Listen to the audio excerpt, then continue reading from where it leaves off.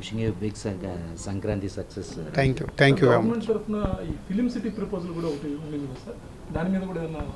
Already CM Revanth Reddy గారు అది చెప్పారు నాకు. అంటే రాచకొండ దగ్గర ఏదైతే గవర్నమెంట్ అప్పుడు ఫిలిం ఇండస్ట్రీ కోసము ఒక ప్లేస్ అలాట్ చేసిందో దానిపైన ఫోకస్ చేయాలి, ఫోకస్ చేసి ఇంటర్నేషనల్ లెవెల్లో అక్కడ క్రియేట్ చేయాలనేది సీఎం గారి విజన్. సో ఎఫ్డీసీ చైర్మన్గా నేను చెప్పాను కదా ఇందాక, ఇటు ఫిలిం ఇండస్ట్రీకి ఎలా ఉపయోగపడుతుంది, ఈ గవర్నమెంట్ నుంచి చేసుకోవాల పనులన్నీ ఫిలిం ఇండస్ట్రీకి ఉపయోగపడేలాగా చేయాలి, అలాగే తెలుగు సినిమాని ఇంకా పెద్దదిగా చేయాలి. దానికి నేను చైర్మన్గా ఉన్నప్పుడు కావాల్సినవి అన్నీ చేయాలి. గద్దర్ అవార్డ్స్ కూడా ఎప్పటి నుంచి స్టార్ట్ అవుతున్నాయి? నెక్స్ట్ ఇయర్ నుంచి ఆ అవార్డ్స్ కూడా ఇవ్వబోతున్నారు, Telangana state film Gaddar awards.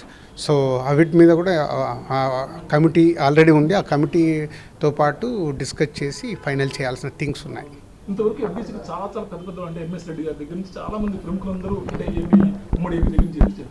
అటువంటి బాధ్యత యాక్టివ్గా ఉండే ఫిలిం ప్రొడ్యూసర్గా ఉంటూ మీరు చేయడం అనేది ఏ రకంటే ఒకేసారి మీరు 2-3 సినిమాలు ప్రొడక్షన్ చేస్తారు, ఇన్ని పడవలు ఈ గవర్నమెంట్ బాధ్యత ఎలా మీరు నిర్వహించాలి? అంటే చిరంజీవి గారు నాకు ఒకప్పుడు ఒక పెద్ద మాట చెప్పాడు, రాష్ట్రానికి సీఎం ఉంటాడు, దేశానికి ప్రైమ్ మినిస్టర్ ఉంటారు, వాళ్ళు అన్ని పనులు చేస్తారు కదా. సో చేశారంటే మనం కూడా ప్లాన్డ్గా పనులు చేస్తే పెద్ద కష్టమేం కాదని ఎందుకో ఒకరోజు జనరల్ టాపిక్లో చెప్పాడు.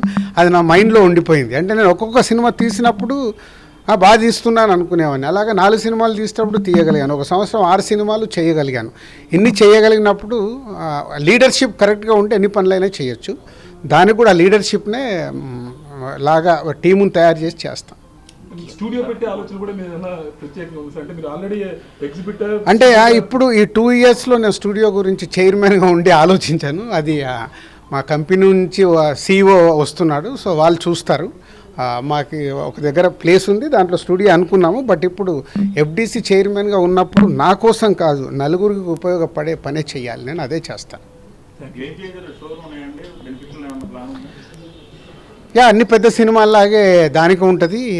తప్పకుండా 2 రాష్ట్రాల్లో పక్కాగా ప్లాన్ చేసి చేస్తాం.